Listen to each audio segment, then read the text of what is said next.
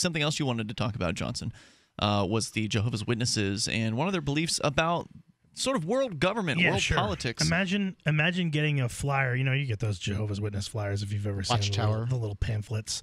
Well, imagine getting one that says, and it's got a picture of the globe, a world government. Why do we need one? Is it possible? Who is qualified to rule? Here the answer is at a free public event. This is your invitation. Who is qualified to rule? Right, exactly. Because Jehovah's Witnesses don't even say the Pledge of Allegiance. They don't believe in that they are. I mean, I don't know exactly what they believe as far as government, but apparently one world government. They believe that they're beholden to God, not to their government. I guess one world government's fine as long as God's ruling over that government. But this sounds well. We haven't read the flyer, right? We don't know. Maybe that's the conclusion they come to in there. Do you have the full text of the flyer, Johnson? I'm just curious. I do not have that in front of me, no. All right. Where's the source on this? The source on this is actually the article that I just found about this. And there are a bunch of different articles talking about this now. This is actually just from a WordPress, so... but I've seen it on a bunch of different sites. But a lot of religions are against the idea of a one-world government. These guys are in favor of it, it sounds like. Well, sort of. Essentially what they're promoting, and what's interesting is they're calling for a one-world government because they believe that what will happen is... well, here, let me just read this. Is the Jehovah's Witness Church promoting the idea of a one-world government? Who is the one that they feel qualified to rule the earth? An apostasy in a falling way is happening across the world. It is not only affecting America. Churches seem to be warming up to the idea of a universal church for all believers to come together under one roof. The call for a world government has never been more embraced. When the time comes, a world ruler will arise that will lead many to the slaughter. Prophetic implications are happening now, and they are springing forth from the Bible like a nightly news broadcast. I wouldn't listen to anything the Jehovah's Witnesses have to say. Is this from the Jehovah's Witnesses, what you're reading? Some of it, yes. I mean, the end of the world, they were wrong on that a century ago. Right. So the idea is, I think, in these talks is that who's qualified to rule? Jesus, and that essentially a government will, and the one world government will be run by God directly. So that's the conclusion. That's it's a roundabout. They believe that God is going to run the world government. 855 450 free. This is Free Talk Live. I think it's terrifying. And Johnson, speaking of the Jehovah's Witnesses, what I didn't realize was that you had more to tell us about their beliefs about this idea of the New World Order, or having a one world government, maybe as a more appropriate terminology. You were saying that they believe that God will be in charge of the one world government? Yeah, I guess that there's a group that calls itself Christian. I'm just looking. I'm trying to figure out where I am because it's kind of a long article. But where's the story from again? And now, well, I was kind of switched because I've read a bunch of stories on this, and I think the better one is from conservativefocus.com. Okay. And essentially, it's just, again, talking about these Jehovah's Witnesses promoting a one world government. And apparently, there's an organization, I guess, called the Daniel Project, which talks... A group of Jehovah's Witnesses? I guess they save people from lions. Dens. Sure, I guess it might be wider than just Jehovah's Witnesses. And it says, okay, let me just read here. While an increasingly large number of churches have in the recent past fallen under what many may term the slippery slope of feel-good religions, the number of individuals who have fallen victim to certain groups which they have thought were Protestant only to later learn that they were not. Financial conners, certain so-called Christian televangelists have turned the church into a laughingstock of greedy characters while unabashedly begging for money, and sometimes even much worse. These groups will always present in one form or another have in the modern day reached what could be described as a plague of delusions built largely for financial gain to the proprietor. The Bible refers to this as the great apostasy or departure from the truth, according to Jacob Prasch, who is associated with the man of lawlessness, or the metaphor, blah, blah, blah, blah. Okay, so apparently it's also a metaphor for the Antichrist, or who God will allow to deceive many of those who are in search for a new I'm confused, Messiah. Johnson. Are you reading something from the Jehovah's Witness? No, I am not. I'm reading this. This is from this conservative blog who's talking about. They're quoting someone, this Jacob Prasch, who I'm assuming is probably another religious leader of some sort or another. I mean, there's kind of always this infighting between the different sects of religion. But essentially, they're talking about, okay, so for example, biblical prediction number 11, a great leader to bring peace within the New World Order, and biblical prediction number 12, resulting in a one world government, a forced financial system, and state control. There are, I guess, certain tenets in the Jehovah's Witnesses, I don't know if it's their version of the Bible, and certain other Christian Bibles as well, so they're going towards this new world order. Again, continuing with the blog here, the words "a new world order" have been repeated more and more often in the last 2 decades. Usually by people that don't know what the hell they're talking about, in my experience. And I mean, I don't know. So this is a Christian, somebody from the Christian right, and wild-ass speculation is what it sounds like. Just to clarify, this is someone from the Christian right blogging about what they think about the Jehovah's Witnesses believing in a new world order. Correct. Yeah. Okay. Yep. Correct. So, again, the words "the New World Order" have been repeated more and more often in the last 2 decades by political leaders more than any other time in U.S. history. Although author H.G. Wells seemed the first to write off such an order in his book of essentially the same name, written in 1940, which expounded largely on the wonders of socialism, George H.W. Bush was the first to use the actual term in a speech in 1900. So how does this tie in with biblical prophecy? Many biblical scholars believe that several Revelation references to one world government dovetail perfectly with the meaning behind the words New World Order that can be found in the Revelation chapter 13:7, which states, "The beast was permitted to go to war against the saints and conquer them. He was given ruling authority over every tribe, people, language, and nation." Biblical experts further believe that the United Nations will be the organization at the heart of such power, an increasing loss of confidence in the Lord in heaven. This is, I mean, all this stuff was wrapped up in the beginning of the first century. Revelations was about things that were going on then, not things that were going to go on in 2,000 years. This just sounds like Christian conspiracy theory to me. This is exactly what this is. You know, and conspiracy theories these days, especially with help of the internet, are gaining traction, and it seems to be getting popularity. It doesn't have anything to do with the Jehovah's Witnesses. This is just the Jehovah's Witness thing that I read, the very first thing where they're handing out pamphlets calling for a new world order, very much has to do with the Jehovah's Witness. This guy's just writing commentary about that. Well, but what they were saying in the pamphlet was essentially, we want one world government, a one world government that God rules over. And that's what essentially every Christian wants in the afterlife. No, but they're preaching like we need to make a one world government so that this happens. Are you? That is not what I heard in the article that you read previously. Well, that's what is happening. There's videos and whatnot that accompany it, but obviously, you know, I can't get into a video here. You know, I've watched stuff and I've seen it, and that's exactly what they're preaching. They want a one world government, and they want it now. But what I'm hearing, they're going towards it. The Jehovah's Witnesses specifically. I'm not hearing in this article, at least yet. I haven't heard any real critique of the Jehovah's Witness viewpoint or whatever it is their beliefs are. What I'm hearing is this author, whoever he is, citing his beliefs, which are conspiratorial kind of beliefs about what the one world government supposedly is, what the history of it is, and that sort of thing. It just sounds like you're reading that person's viewpoints, not so much about the Jehovah's Witnesses. Am I missing something? Well, no. I mean, what he's doing right now is explaining why certain Christians believe in this one world government. Essentially, what he's saying is here's how this ties to the Bible. Because it's a biblical person, it's a Christian guy, right? Because of something of course, to him, you know, he wants to say, how does this relate to the Bible? Why would they have this?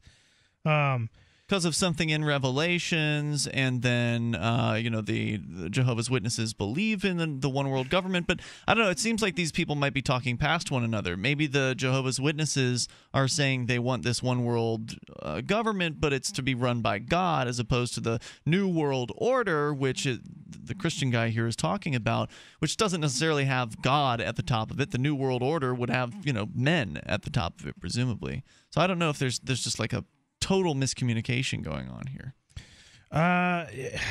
You know, I don't know. I mean, it wouldn't be unbelievable that somebody who is not a Jehovah's Witness would misinterpret what the Jehovah's Witnesses are saying. Right. I mean, I can see that, but again, I watched videos of what they were talking about, and there's this supposed meeting, this conference or whatever of witnesses, Jehovah's Witnesses. Yes. Yeah. So it seems odd that a group of people that won't say the Pledge of Allegiance want a one-world government to me. I guess I just I can't handle more Bible verses, Johnson, and I didn't expect them to be coming out of you tonight. Exactly. So without reading, how much more is there? Right. I'm looking here to read parts of this that are not Bible verses. So, like he says, despite all these other rather bizarre attributes, the Watchtower Bible and Tract Publishing Company, one of several Jehovah's Witnesses organizations, has shown fairly remarkable growth in their numbers since 1976. What is it with this one world government new order which they are using as an opening into their sect? Well, indeed, it could be said that they appear to be moving in with rather situated company, and then it's just got a link to a video of Biden calling for new world order and Bush calling for new world order. Okay, so they're lefties, they're supporters of the state, they're the devil's tools. I mean, is that the kind of the thrust of this article? Is that the Yeah, so he says one particularly interesting aspect, they're considered priests will refer themselves willing compliance. So I guess this is a quote from a Jehovah's Witnesses tract or pamphlet or something like that. The master is Jesus Christ. The slave is the group of anointed Christians on earth. This slave class is entrusted with caring for Jesus' earthly interests and with providing timely spiritual food. A small group of qualified overseers from among the composite, faithful, and discreet slave form the governing body, serving the representative of the slave class. So Jesus will have slaves in the one world government? I guess that's certainly what this sounds like. That's enough crazy for me. That's from the Watchtower. Toll-free number, 855-450-FREE. That's 855-450-3733. Hour number 3 is on the way. It's terrifying, I think. You can take control of the airwaves. It's just another religious group. I don't know what's terrifying about it. Lena in Colorado Springs, listening, I believe, to I-25 Talk Radio. Hello, Lena. Yes. I wanted to say something about the Jehovah's Witnesses. Please. Yes, they've been coming to our door for about 15 years, and we talk with them. We don't believe everything that they believe, and they're just wonderful people. They keep coming back just to talk with us. Have they promoted one time I was sick, and the dear lady offered any assistance that she could do for us, she and her husband. And she says, I'll bring you a pot of soup, and, I'll do anything you want me to do. I mean, what's bad about that? I'm not going to contend that that's anything wrong with that. My question would be, have they been promoting at all a one-world government at all recently? Have they been what? Promoting a one-world government. Oh, that's pretty ridiculous. They don't do that. Well, why would they do that? Where did you get that? Have you ever gone to their website? I have, and what I've seen recently is this, this Project Daniel, and this is why I'm bringing this up, because I find it extremely concerning if the Jehovah's Witnesses are now promoting this one world government because there's a belief that unifying all religions and all churches under one church and unifying all world governments under one government, so that essentially the government would be then the kingdom of God on all of earth. And essentially I don't know why you're so worried about this, Johnson. I mean, it's the Jehovah's Witnesses. When are they going to ever take hold? I mean, when are they going to have their day in the sun? Statistically, Jehovah's Witnesses is one of the growing religions. You know that our government is promoting one world everything? What? I'm sorry. What was the question?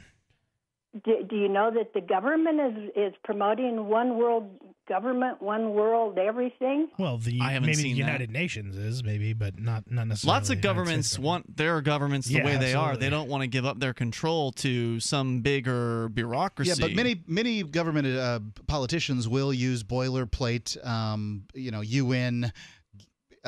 Rules, laws with things, text, and then introduce. I think the religions that people ought to be attacking are those people going around cutting people's heads off, don't you?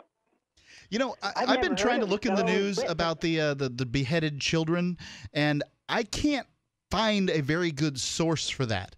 There may be a lot of hooey in the beheaded children part. Certainly, some people have gotten their heads cut off. There's no doubt about that. I've seen pictures and videos. I know that there's no use to talk with you, so I will just leave. Well, I've seen pictures and videos of what you're talking about, so You're saying you've seen children with their heads cut off? Oh yeah. I didn't say that. I'm saying that I've seen pictures of what you're talking about. Children getting their heads cut off. He's agreeing with you. I'm agreeing with you. I've seen it.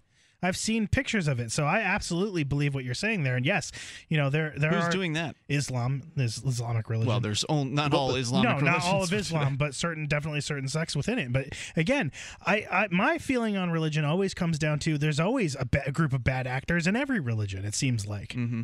Hey, Lena, thanks for the call tonight. Do appreciate hearing from you. The toll-free number is 855-450-FREE. I mean, I openly admit that I have a very biased view against religion in general because I feel like it's, when you believe in things without evidence and without proof, you're open to being manipulated. I'm not here to attack the Jehovah's Witnesses, and if it feels like I've been attacking the Jehovah's Witnesses tonight, that hasn't been my intention.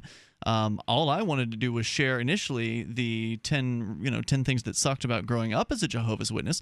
That's just an observation. That's a legitimate observation from someone who was involved, allegedly, in being a Jehovah's Witness as a young person. We don't know at what age they got out, but it sounds like they were an adult before they got out of the religion. And then, Johnson, you brought up this story about the New World Order, which is freaking you out for some reason. Sure. And you're saying the Jehovah's Witnesses are growing? It's kind of, yes, and it's a kind of an interesting topic in that it seems to be that there's a lot of media that's coming out recently of people who have escaped one particular religion or another. There's like that show Breaking Amish for the people who have escaped. What is that now? Oh, you've not heard of Breaking Amish? Oh, it's an incredible show.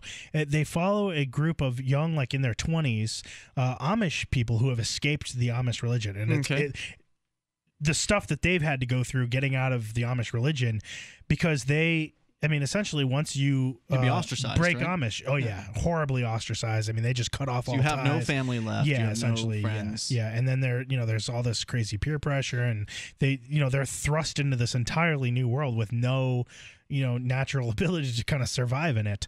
Right. And no, you don't have much of a foundation. You haven't earned much. Right. I mean, what person in their 20s? I mean, currently, most of America in their 20s is still living at the mom's house, or or their parents are paying for their college. Right. So you can imagine it's very dramatically emotional, and there's funny moments, dramatic moments. I mean, so that's been a really, really popular television show. It's been on in the past few years, but just in general, I mean, people go from this, kind of unquestioning indoctrination to a much more open-minded worldview where suddenly it's like, I've had this little bubble that I've been trapped in for my entire life, and suddenly, they see what they've kind of always wanted to experience in life, and it's. For me, I look at it from the viewpoint again is that bubble is all tied to we have to do everything because of what might go on after death and the afterlife. Everything's got to be lived for that particular moment and lived for this other view that they've been convinced of. It's not. Well, there's certainly plenty of religions within. that have that viewpoint, but not all of them, right? Like No, but a lot of them, the vast majority. I mean, in the Hindu religion, as I understand it, I'm not an expert. I've only read an excerpt from a book about this, like a larger book about religions in general. But while they may believe in having multiple lives, there's no sense of urgency to it. Like there's different sort of steps, as I understand it, in sort of progressing. So like the first step is you're just living for the moment, you're experiencing the pleasures of life, and then you move beyond that and you become more concerned about the community and start working to kind of give back to the community. And there's like different stages. I don't remember the 4 different stages, but those were 2 of them. The first one and one of the upper stages. And then as you get higher up, you're like getting closer to being a master. I'm sure that like any other religion, that there's some sort of push to sacrifice your sense of reason for some sort of emotional kind of this basically self-sacrifice. Almost all religions require in some sense a self-sacrifice in order to I mean, how many religions have you studied? I mean, a lot, lot, and it's hard to actually sometimes to keep them all straight because they all have these very similar threads that run through all of them. So yeah, I mean, I've studied a lot of different religions, and they all have this very similar. As far as I'm concerned, as long as it's peaceful and voluntary, I just don't care. I mean, if people want to believe in a giant spaghetti monster in the sky that changes things with his noodly appendage, I just don't care. Here's my problem. I can't get whipped up about it because it's like everybody's an atheist except for their own belief system. Right. Whatever their belief system is, if their belief system is nothing, they're they cling to it and advocate for it, and it's just like whatever. My thought is the world's not going to crack wide open if somebody doesn't believe like I do. See, well, my thought is that, and I agree with you on that, and when it is voluntary, but the problem is that I believe very strongly in one should hold to their principles and have an organized set of principles that are consistent. And what I find with a lot of religions is that at some point, again, if you're not basing your worldview on reason and rationality and evidence, that people become open to manipulation. And that also what then happens is that it gets to a point where people are convinced to do something that is not voluntary. I think your thesis is flawed. I think that the fact is people are open to manipulation, and the manipulation is whatever the manipulation is. Reason is a great philosophy, but it's just you trying to manipulate them into reason. What about manipulation by scientific experts who taint data and what if they don't taint data? The toll-free number is 855-450-FREE. That's 855-450-3733. More coming up here on Free Talk Live. So we've been talking about religion in general. Johnson seems to be frightened that the Jehovah's Witnesses are going to take over the world and not just Jehovah's Witnesses. It seems like that what this is talking about is that there are several religions that may be moving towards pushing for a single world government and a single world church. Oh, is that right? Yeah. Okay, well, apparently the Jehovah's... I know the Baha'i are interested in that. That's true. So, and one of the things you brought up was the idea that people can be vulnerable to scientists lying about science and manipulating people that way, and again, yes, that's absolutely true. But I think my point is more towards the people who are leaning towards being libertarian or being voluntarist. And when I talk about the manipulation, I think that science and rationality are systems for dealing with and getting to the truth or getting closer to the truth. That's the whole point of the scientific method. And the whole point of learning logical thought and rational thinking is to avoid very specific methods for manipulation, like logical fallacies and bad reasoning. But wait and bad a second, logic. Johnson. We're not given the scientific method in the newspaper. We are told, climate change or the new health fad. I'm not telling people to pay attention to the newspaper. I'm telling people that what I think is read scientific journals. The average person's not going to do that. No, not necessarily. What I'm suggesting is just learn how to think. Learn basic rational thought. Learn basic logical thinking. Learn the logical fallacies. I don't think those are so hard to grasp. Things like no true Scotsman, or things like any number of them. I mean, there are tons and tons. Well, my of point was you were there. complaining that people who are believing in some sort of religious guru or whatever, some religious system, are being subject to manipulation by other people, and that's certainly true. But my point was, I think that people that believe in the state are subject to manipulation, right? And much more obviously so. And isn't that also true in the scientific world, where there are people who would like to manipulate others into believing their viewpoint about it? Mark mentioned it's not universally global climate change or something like that. Sure, but it's not universally true. There is some science that's just based on truth. It's not based on political motivation. Some science. Sure, but you have to be able to filter that out. You have to be able to, you have to be able to filter that out. You have to be able to spend the time, like you're saying, with the rational thought and analyzing the information. We're here many advocating. People don't do that. We're here advocating, and we've advocated many times here. Like, for example, hey, Rand Paul, you need to be able to filter that out and understand that Rand Paul is not like Ron Paul. They're two very, very different creatures. And how do you filter that out? With principles. And that's what I'm talking about. Is I think that you need to have a certain set of principles in your beliefs, as well as your... My principle is I don't believe anything I'm told. But your religious beliefs. I tend to agree with what you're saying. However, I've still got to say that it's just... Okay, so the no God, no kings thing has been the mantra of anarchists for 130 years or something.